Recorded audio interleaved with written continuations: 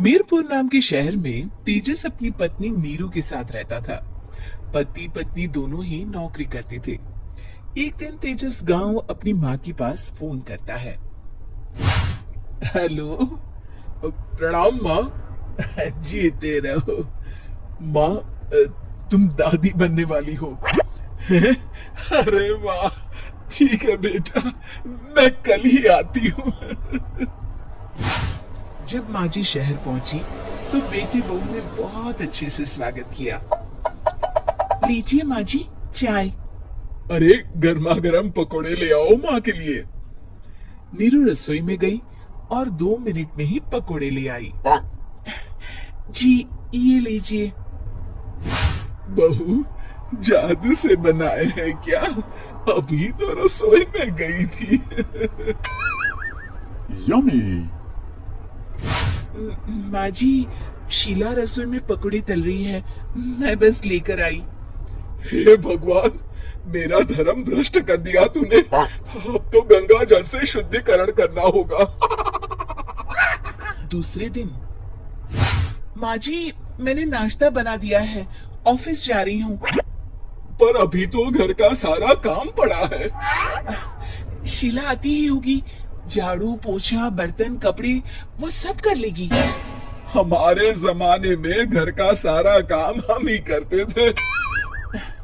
जी माँ जी, आप बहुत होशियार हैं, मैं घर ऑफिस दोनों नहीं संभाल पाती।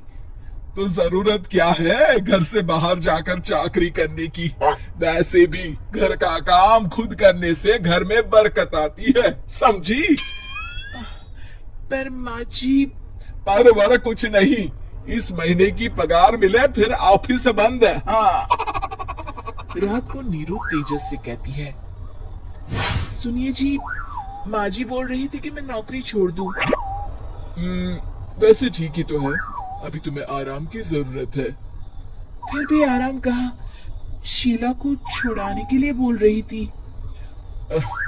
तो अब 24 घंटे में इतना काम तो कर ही सकती हो। पर जॉब पसंद है मुझे, घर पर मन नहीं लगेगा। अगले दिन जब दोनों ऑफिस के लिए निकल रहे थे, मेरी तो कोई कीमत ही नहीं है इस घर में। माँ जी, आजकल महंगाई बहुत है, रहन सहन भी बदल गया है, दोनों नौकरी करते हैं तभी ठीक रहता है। अच्छा, तू कहना क्या चाहती है? मेरा बेटा तुझे बिठा के खिला नहीं सकता? तू ही इस घर का खर्च चला रही है, हैं? नहीं माँ जी, मेरा वो मतलब नहीं था।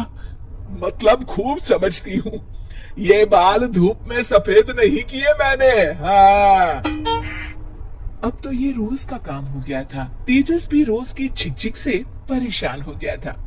एक दिन उसने कहा, नीरू, वैसे भी तुम्हें मैटरनिटी लीव मिलने वाली है, तो अभी से ही छुट्टी ले लो। पर क्या, मेरी सैलरी अच्छी खासी है। आखिर नीरू ने रिजाइन कर दिया। जब बच्चा हुआ तो घर में सब बहुत खुश हुए।